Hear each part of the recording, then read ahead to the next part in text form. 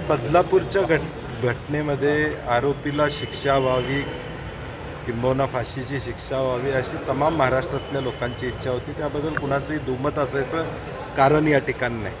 मुख्यमंत्री जे वेगळ्या पद्धतीनं बोलतात ते संयुक्तिक नाही, परंतु या सगळ्यामागं आपटेंना वाचवण्यासाठी हा एन्काउंटर होता का अशी शंका निर्माण होते. आणि एवढ्या मोठ्या छातीठोकपणे सरकारनं ॲडव्होकेट उज्ज्वल निकमांची नेमणूक त्या ठिकाणी केली. त्यांनी देखील आक्षेप घेतला की त्याला कशासाठी आणलं होतं. 4,500 पानाचं चार्जशीट फाईल झालं होतं. चार्जशीट फाईल झाल्यानंतर पुन्हा एकदा तपासासाठी त्याला कशासाठी आणण्यात आलं होतं. तपासाची आणण्यासाठी वेळ संध्याकाळची कशी होती. असणारे जे अधिकारी आहेत त्यांच्यावर झालेला हल्ला हा दुर्दैवी आहे, असं होणं चुकीचं आहे. आणि त्याच्यापेक्षा वाईट आहे की गृह खातं हे सक्षम म्हणून देशभरात ओळखलं जातं. अशावेळी एखादा आरोपी गाडीमध्ये एखादं पिस्तूल काढून घेण्याचा प्रयत्न करतो, पिस्तूल त्याच्या हातात जातं, तो फायर करतो. हे आमच्या दृष्टीनं गृह खातं म्हणून देखील नामुष्की आहे. मुळात गृह खात्याची नामुष्की आहे की एखाद्या आरोपीला आम्ही सांभाळू शकत नाही किंवा त्याला योग्य रीतीनं कोर्टामध्ये घेऊन जाऊ शकत नाही. ही गृह खात्याची नामुष्की आहे खऱ्या अर्थानं. आणि म्हणून शिक्षा झाली पाहिजे याबद्दल आमच्या सगळ्यांचं एकमत आहे. त्यामध्ये कुठलंही दुमत असायचं कारण त्या ठिकाणी नाही आहे. आज एन्काउंटर झाल्यावर लगेच संध्याकाळी डिजिटल बोर्ड लागतात, लगेच सगळा वेगळ्या पद्धतीचं वातावरण होतं आणि म्हणून थोडं संशयाचं वातावरण या सगळ्यामध्ये निर्माण झालेलं आहे. यामध्ये राजकीय पोळी भाजून घेण्यापेक्षा गृह खात्याची जी काही इमेज आहे ती कुठं जाते आहे याचा विचार सत्ताधारी राज्यकर्त्यांनी करावा अशी आमची अपेक्षा. चौकशी हा विषय नाही, हा आता वेगळ्या पद्धतीनं पुढं तो विषय या ठिकाणी जाईल. प्रत्यक्ष घटना घडली त्या घटनेची जोपर्यंत माहिती पुढे येत नाही. पहिल्यांदा बातम्या आल्या आत्महत्या केली म्हणून पहिल्या चॅनलवर बातम्या चालू झाल्या, आत्महत्या केली. परत थोड्या वेळानं आलं की अशा पद्धतीनं त्यांनी पिस्तूल काढून घेण्याचा प्रयत्न केला आणि फायरिंग केली अशा पद्धतीची एक दुसरी बातमी समोर त्या ठिकाणी आली.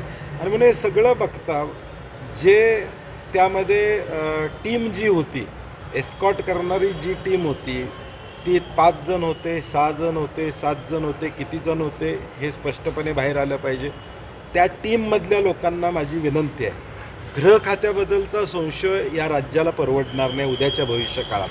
त्या 5 जणांनी समोर येऊन ठीक आहे इन कॅमेरा सांगून देत, नाहीतर बाहेर सांगू देत, कसा घटना घडली हे येणाऱ्या 2-3 दिवसामध्ये महाराष्ट्रातल्या सामान्य जनतेला कळलं पाहिजे. गृह खात्यावरचाही विश्वास त्या ठिकाणी राहील आणि अकार्यक्षमता झाली का नाही झाली हे लोकांच्या कडून ज्या पद्धतीनं सोशल मीडियावर म्हणून म्हटलं ना की ताबडतोब हे सगळं तयार कसं होतंय, लगेच सगळ्या या घटना कशा घडतायत आणि म्हणून सामान्य माणसाच्या मनामध्ये एक संशयाचं वातावरण. पवार साहेबांनी काल पाठराखण जी आहे ती विरोधी पक्ष करते अशा नाही मला वाटतं नाही मला वाटतं मला क्यू येते मुख्यमंत्री महोदयांची असं वाक्य ते वापरतायत. कोणी पाठराखण करणार नाही, विरोधी पक्षातला असू दे, सामान्य माणूस असू दे. बदलापूरच्या घटनेनंतर मान शर्मेनं घालावी लागली महाराष्ट्रातल्या सामान्य माणसाला आणि त्यामुळे कोण पाठराखण करायचा संबंधच येत नाही. वस्तुस्थिती तुम्ही लोकांना सांगा, उद्याच्या भविष्यकाळात काय घडणार आहे हे लोकांना या ठिकाणी सांगा. आणि मुख्यमंत्री महोदयांना विनंती, आपटेंना अजून का अटक झाली नाही याचे उत्तर द्यावं. जो अधिकारी यामध्ये जखमी झाला त्या अधिकाऱ्यांनी यापूर्वीच अनेकांना पळून जाण्यास मदत केल्याचा ठपका त्याच्यावर आहे. अनेक आरोप. मला आजच एखाद्या गृह खातं मी सांभाळलेल्या एखाद्या अधिकाऱ्यावर ताबडतोब बोलणं संयुक्तिक राहणार नाही. उद्या माहिती समोर येईल त्यानंतर आपण वक्तव्य करणं संयुक्त. जी आता चौकशी समिती नेमली त्यातून काय सत्य बाहेर निकष असतात आणि हा आरोपी सेन्सिटिव्ह आहे. ही घटना देशभरामध्ये झालेली होती. या आरोपीसाठी वेगळ्या पद्धतीनं नियोजन अपेक्षित या ठिकाणी होतं आणि म्हणून म्हणतोय त्या घटनेतले पोलीस कर्मचारी जोपर्यंत हा वृत्तांत सविस्तरपणे सांगत नाहीत तोपर्यंत महाराष्ट्रातल्या लोकांना कळणार नाही की नेमकं त्या ठिकाणी काय घडलं, कुठल्या ठिकाणी हे घडलं, त्या आजूबाजूच्या परिसरामध्ये तिथंच का घडलं. हे सगळं माहिती. शिक्षा व्हायला पाहिजे याबद्दल मी पुन्हा एकदा सांगतो. सत्ताधारी पक्ष बोलतोय असं तसं, विरोधी पक्ष म्हणून शिक्षा झालीच पाहिजे ही आमची भूमिका प्रामुख्यानं या ठिकाणी आहे. परंतु यामध्ये गृह खात्याला बदनाम जे करण्याचा प्रयत्न झाला, आपटेंना का शोधलं जात नाही? आपटे अजून का सापडले नाहीत? ही कार्यक्षमता सरकारने या ठिकाणी त्याचेही डिजिटल बोर्ड लावावेत, त्याचंही क्रेडिट गृह खात्यानं घ्यावं की बाबा आपटे सापडलेले नाहीत. बदलापूरची घटना झाल्यावर द्यायला पाहिजे होता. अंतरवाली सराटीमध्ये मराठा आंदोलनावर लाठीमार केला होता, त्यावेळी त्यांनी द्यायला पाहिजे होता. छत्रपती शिवाजी महाराजांचा पुतळा पडला, त्यावेळी त्या ठिकाणी त्यांनी राजीनामा द्यायला पाहिजे होता. राजीनामा देण्याचे असे अनेक कृत्य त्यांच्याकडून घडलेले आहेत, परंतु ते काही देत नाहीत. आमची मागणीच आहे.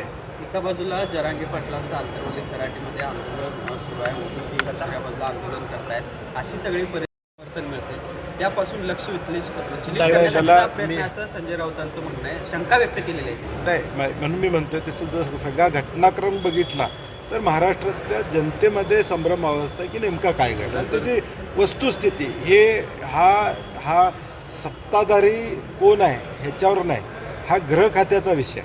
पोलिसांच्या वरचा जे काही कार्यक्षमता आणि अकार्यक्षमता या दोन्हीमधली ही लाईन आहे, ही लाईन पोलीस खात्यानं क्लिअर करावी. माझी विनंती आहे DGPंना की तुम्ही पत्रकार परिषद घेऊन नेमकी घटना काय घडली, किती वाजता आरोपीला घेऊन गेले, कुठल्या गाडीतून घेऊन गेले, किती पोलीस पार्टी किती लोकांची त्या ठिकाणी होती, त्याला तोंडावर त्या ठिकाणी काळं पडकं लावलं होतं का, बेड्या घातल्या होत्या का, हे जे प्रोटोकॉल आहेत ते पाळले होते का, ही DGPनी मला वाटते प्रेस कॉन्फरन्स घेतली पाहिजे, तरच संभ्रमावस्था या राज्यातली कमी होईल.